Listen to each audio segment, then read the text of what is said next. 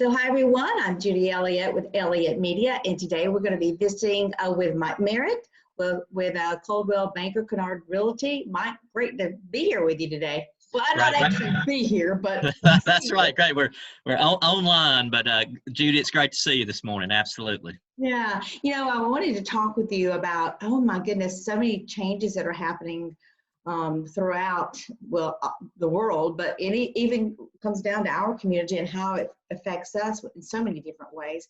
But I was thinking about from the housing standpoint of buying and selling a home, and how do you cope with that, and what are the changes you've had to make with the COVID-19 now here?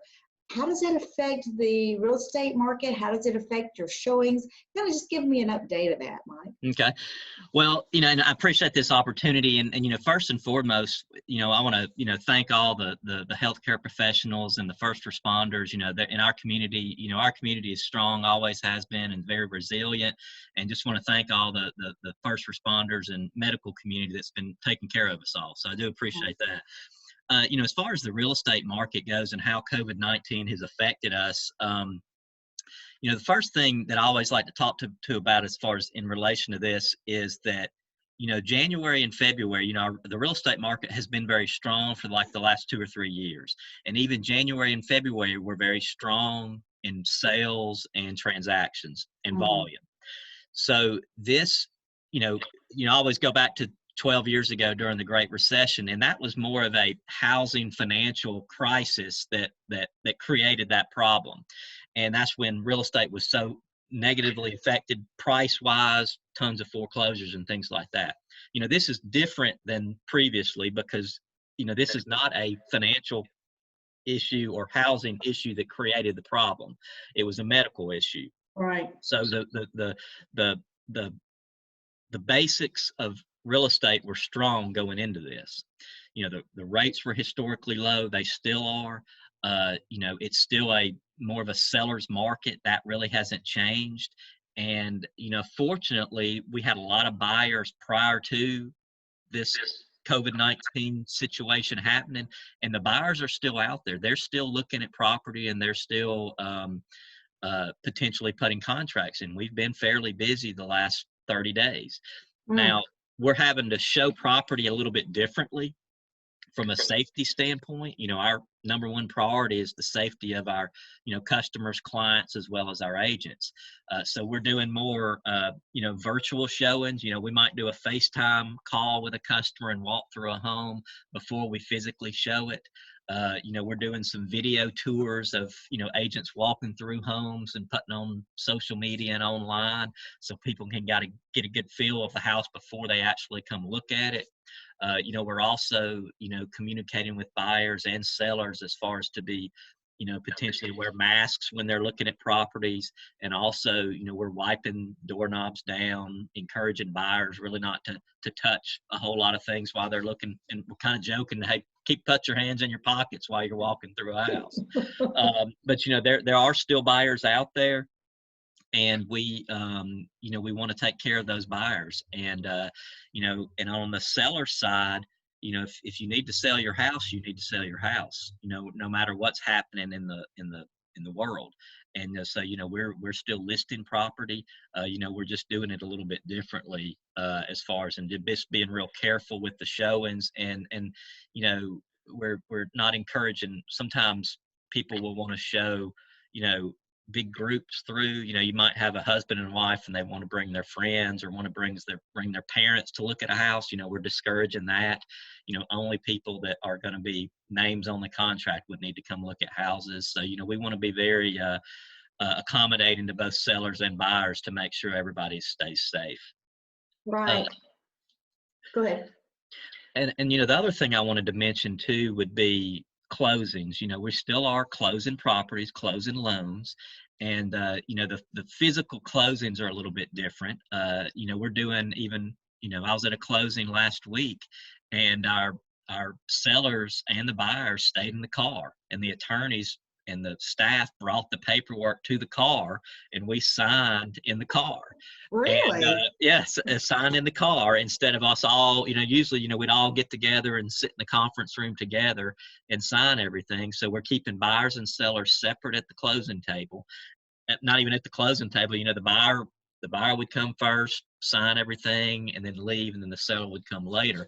But yeah, we have one attorney's office, it's got a table set up outside, and they do it outside, and then doing drive-by closings and things like that. So we're all adapting to our current health situation, trying to keep everybody safe is the bottom line, but while continuing to do business and list and sell property.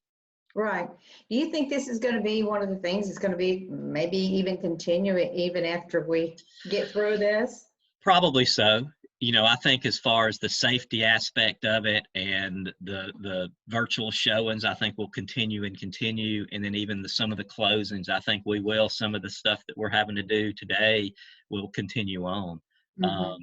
It's just going to be different going forward. But, the main thing is the business will continue and still sell homes, still list homes, still sell homes, and so people can move on with their lives. Right. So if you were out there and you were almost at the point where you were ready to list your home, and then all this happened and you're like, oh my, I need to just sit still. What you're saying is that's really not true. If you were going to list it before, list it now. I mean, That's right. what's the That's right. difference? I always say that, buyers that are looking, I compare it to people looking at homes during the holidays, during December and Christmas. The Mhm. buyers that are looking during the holiday season are usually very motivated buyers, and they're ready to buy. And those are kind of the buyers that we have now.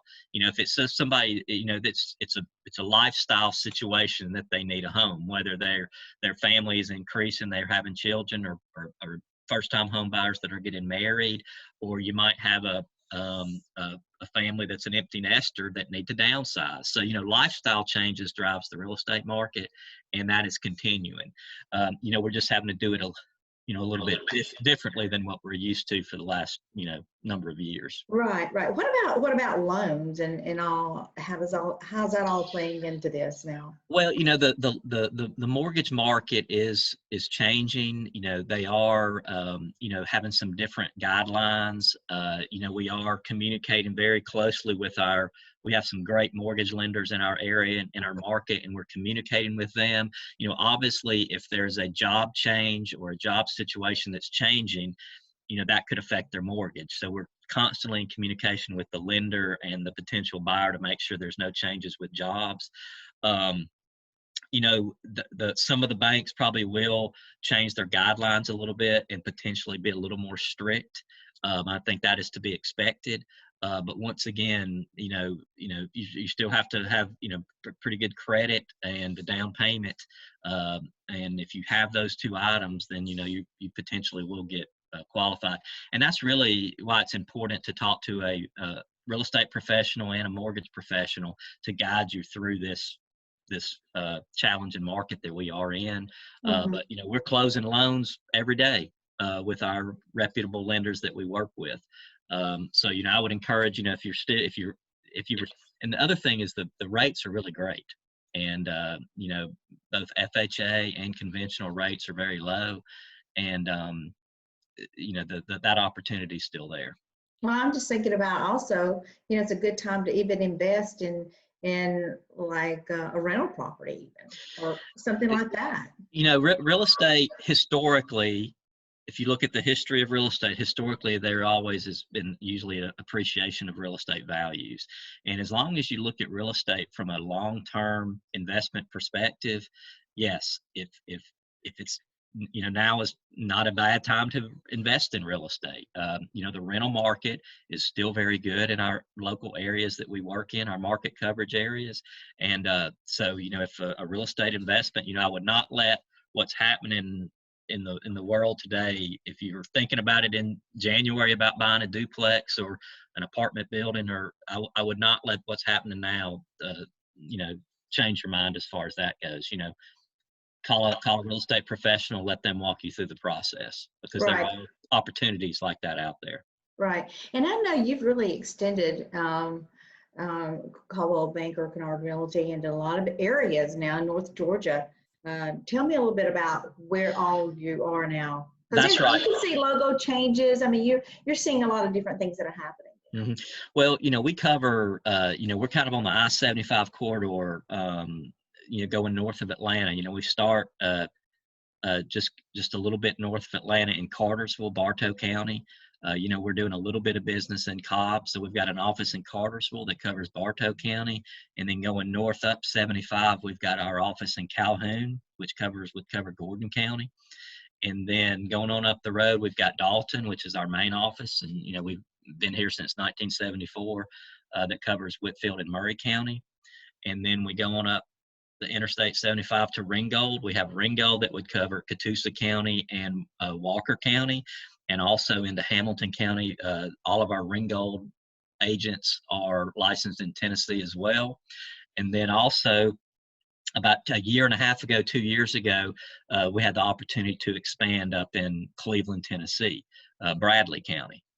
So we've got a great group of agents up in Cleveland, Tennessee that cover Bradley and also into Hamilton County also.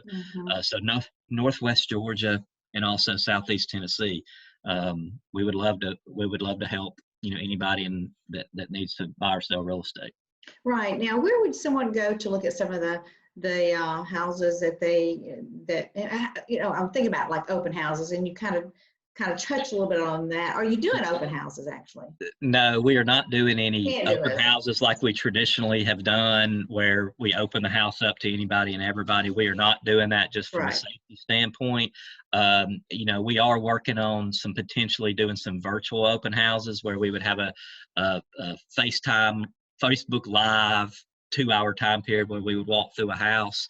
But more importantly, you can go to coldwellbanker.com or kinardrealty.com, realtor.com, and you can view any and all of our listings that are available.